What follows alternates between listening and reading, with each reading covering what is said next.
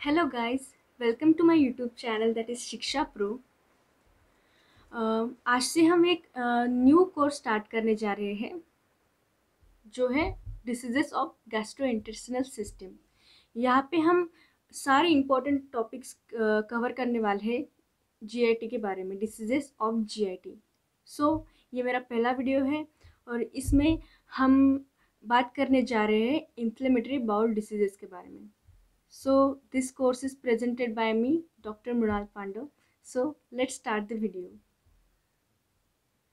So inflammatory bowel disease ये क्या है, ये हम जानने की कोशिश करेंगे। Inflammatory bowel disease represents a group of intestinal disorders that causes prolonged inflammation of the digestive tract. So inflammatory bowel disease ये एक ऐसी डिसीज है जिसमें ग्रुप ऑफ इंटेस्टिनल डिसऑर्डर्स होती है और जिसमें पूरे डाइजेस्टिव ट्रैक का प्रोलॉन्ग इन्फ्लेमेशन होता है। The digestive tract comprises mouth, oesophagus, stomach, small intestine, large intestine. It's responsible for breaking down food, extracting the nutrients and removing any unusable materials and waste products. So this is the basic knowledge. हम सबको पता है कि digestive track में mouth, Venus सारे parts आते हैं और जिसका फंक्शन क्या होता है, इनका फंक्शन होता है breaking down of food, extracting nutrients and removing the waste products. So inflammation anywhere along the digestive tract disrupts this normal process. IBD can be very painful and eruptive, disruptive, and in some cases it may be life threatening. So digestive tract में anywhere कहीं पे भी अगर inflammation हो तो ये normal process नहीं है, तो इसमें कि it will be very painful और ये लाइफ थ्रेटनिंग भी हो सकता है. अब बारी आती है टाइप्स की, तो हम जानेंगे कि आईबीडी के टाइप्स क्या है. सो many diseases are included in this IBD umbrella term. The most common diseases are ulcerative colitis and Crohn's disease. यहाँ पे IBD में बहुत सारे डिसीजेस आते हैं, पर यहाँ पे दो इम्पोर्टेंट डिसीजेस है जो है Crohn's disease and ulcerative colitis. So हम अब देखेंगे कि Crohn's disease क्या है और अल्सरेटिव कोलाइटिस क्या है, ये शॉर्ट में देखने वाले हैं. सो Crohn's disease can cause inflammation in any part of the digestive tract. However, it mostly affects the tail end of the small intestine.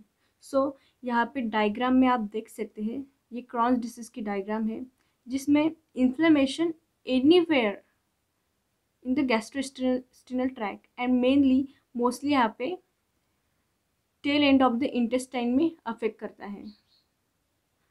Ulcerative colitis involves inflammation of the large intestine. जब बात करते हैं ulcerative colitis की, तो यहाँ पे through out colon में, large intestine में इन्फ्लेमेशन होता है. यहाँ पे भी आप डायग्राम में देख सकते हैं. आई होप आपको ये दोनों में से डिफरेंस और ये टाइप समझ में आए होंगे. अब हम देखेंगे causes of IBD. There are different causes just like familial और genetics, infectious, dietary factors, smoking, psychological and defective immune regulation. So familiar और genetic में क्या आता है? So अगर किसी की strong family history है IBD की, तो आपको बहुत ज़्यादा चांसेस होंगे IBD के. उसके बाद ये मोनोजाइगोटिक ट्विंस में भी पाया जाता है. Infectious, so measles virus, mycobacterium, yeast, endogenous bacteria just like E. coli, all these bacteria are responsible for the IBD. उसके बाद dietary factors, deficiency और excess of certain nutrients.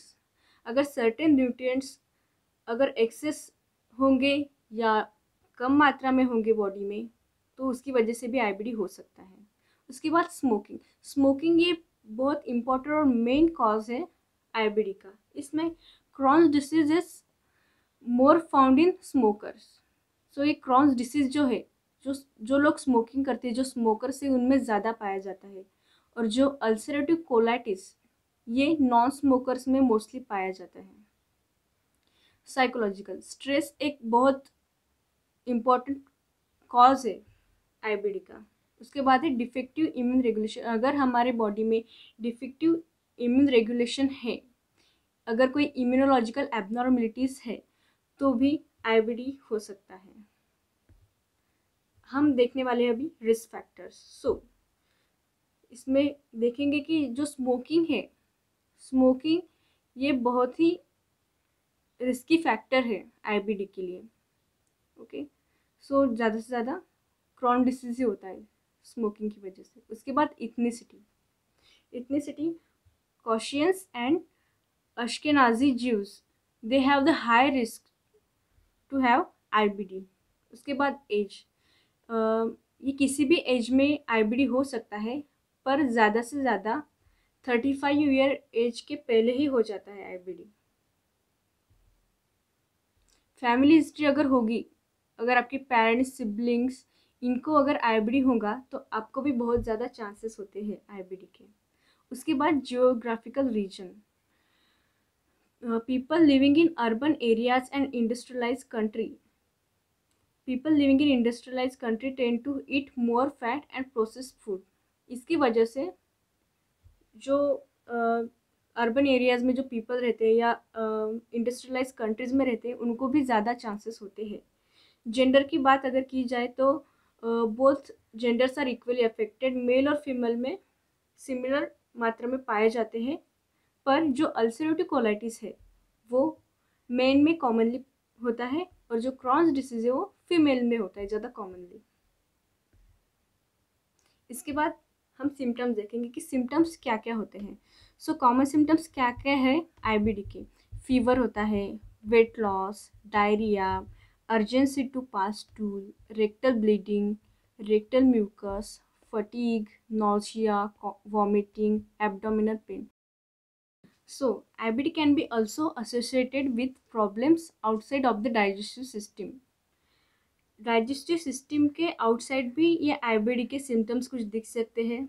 उसमें eye inflammation, skin disorders and arthritis. Okay, अब हम देखने वाले हैं complications.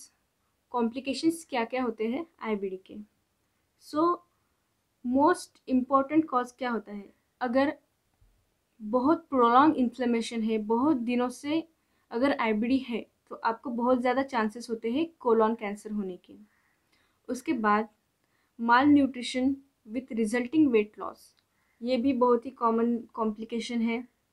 माल nutrition क्यों होगा, क्योंकि आपकी डाइजेस्टिव सिस्टम है वो बिगड़ चुकी है, आपका डाइजेशन प्रॉपरली नहीं हो रहा है, आपको न्यूट्रिशन नहीं मिल रहा है, इसके लिए माल न्यूट्रिशन होगा और उसकी वजह से वेट लॉस भी होगा। उसके बाद shock due to bloody diarrhoea, bloody diarrhoea हो रही है तो उसकी वजह से शॉक होगा और it can be life threatening. उसके बाद इंटेस्टिनल परफोरेशन, इंटेस्टिनल परफोरेशन होगा क्योंकि इन्फ्लेमेशन होगा, उसके बाद और पैथोलॉजी बढ़ेगी तो परफोरेशन हो सकता है। और एक कॉम्प्लिकेशन है फिस्टुलास और ulcers that go through the bowel wall creating a hole between different parts of the digestive tract. इसमें जो फिस्टुलाज एंड अल्सर्स होते हैं जो बाउल वॉल के थ्रू जाएंगे और वहाँ पे एक होल क्रिएट करेंगे between different parts of the digestive tract. उसके बाद हम देखेंगे इन्वेस्टिगेशन। आईबीडी के लिए क्या क्या इन्वेस्टिगेशन करना है। सबसे पहले हम करेंगे हीमोग्राम। हीमोग्राम में हमें मिलेगा anaemia, raised ESR and leukocytosis, electrolyte abnormalities. यहाँ पे एनीमिया क्यों होगा, क्योंकि यहाँ पे बहुत ज़्यादा ब्लड लॉस हो रहा है, और बाकी भी रीजंस हो सकते हैं। उसके बाद करेंगे LFT. LFT means liver function test, उसमें हाइपरप्रोटीनीमिया और एबनॉर्मल लिवर फंक्शन टेस्ट हो सकता है। उसके बाद हम करेंगे blood culture in septicaemia, stool examination and culture to exclude infective pathology. इस स्टूल एग्जामिनेशन एंड कल्चर से हमें पता चलेगा कि which infective agent is responsible for the IBD. उसके बाद हम करेंगे stool for Clostridium difficile toxin. इस क्लॉस्ट्रीडियम डिफिसिल टॉक्सिन के लिए हम उसको डिटेक्ट करने के लिए हम स्टूल की टेस्ट करेंगे। उसके बाद plain radiograph of abdomen to exclude toxic dilatation of colon. ये देखने के लिए टॉक्सिक डायलेटेशन ऑफ कोलन हुआ है क्या, ये देखने के लिए हम प्लेन रेडियोग्राफ लेंगे एब्डोमेन का।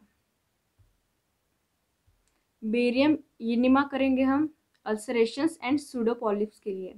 उसके बाद सिग्मोइडोस्कोपी एंड कोलोनोस्कोपी, ये भी बहुत इंपॉर्टेंट इन्वेस्टिगेशन है।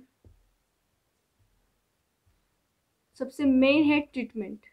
अगर पर्सन सफ़र कर रहा है आईबीडीज तो उसको क्या ट्रीटमेंट की ज़रूरत है, तो हम देंगे पहले anti inflammatory drugs are the first step in IBD treatment. Anti inflammatory drugs first step होंगी क्योंकि यहाँ पे बहुत ज़्यादा इन्फ्लेमेशन हुआ है। This drugs decreases inflammation of the digestive tract, however they have many side effects. इनके साइड इफ़ेक्ट्स होंगे पर ये डाइजेस्टिव ट्रैक्ट का इन्फ्लेमेशन है वो डिक्रीज करेंगे। उसके बाद anti inflammatory drugs for IBD include standard dose mesalamine, sulfasalazine and its by products and corticosteroids. उसके बाद हम देंगे immunosuppressants. Immunosuppressants prevent the immune system from attacking the bowel and causing inflammation. उसके बाद हम एंटीबायोटिक्स भी देंगे क्योंकि यहाँ पे बैक्टीरियाज इन्वॉल्व होंगे, तो उसको किल करने के लिए एंटीबायोटिक्स बहुत ही ज़्यादा इंपॉर्टेंट है। उसके बाद एंटी डायरियल ड्रग्स देंगे क्योंकि यहाँ पे डायरिया भी होता है। This is the most common symptom of IBD, so anti diarrheal drugs. उसके बाद lifestyle choices are important to have IBD. अगर हम हमारी लाइफस्टाइल चेंज करेंगे, कुछ चेंजेस करेंगे, तो डिसीजेस ऑफकोर्स थोड़ा डिसीज़ का रेट कम हो जाएगा, रिलीफ भी मिलेगा, ओके, इम्प्रूवमेंट भी होगी। Exercise and quitting smoking can further improve your health. Exercise की वजह से भी बहुत ज़्यादा इफेक्ट होगा। और क्विटिंग स्मोकिंग, अगर आपको स्मोकिंग को छोड़ देंगे तो आईबीडी आपका ठीक हो सकता है, क्योंकि स्मोकिंग ये मेन रीज़न है। इसलिए सप्लीमेंट्स, बहुत ज़्यादा supplements, vitamins and mineral supplements can help with nutritional deficiencies. For example, iron supplement can treat anemia. यहाँ पे हम supplements देंगे, vitamin and mineral supplements for which can be help in nutritional deficiencies. जिसका example है iron supplements हम देंगे क्योंकि यहाँ पे एनीमिया हो रहा है, हमें पता है यहाँ पे ब्लड लॉस हो रहा है तो एनीमिया होगा ही। उसके बाद drinking plenty of fluids helps to compensate for those loss in your stool. Avoiding dairy products and stressful situation also improve symptoms. So यहाँ पे प्लेंटी ऑफ फ्लूइड्स देंगे हम पीने के लिए, क्योंकि यहाँ पे बहुत ज़्यादा मतलब लॉस हुआ है स्टूल में, इसलिए।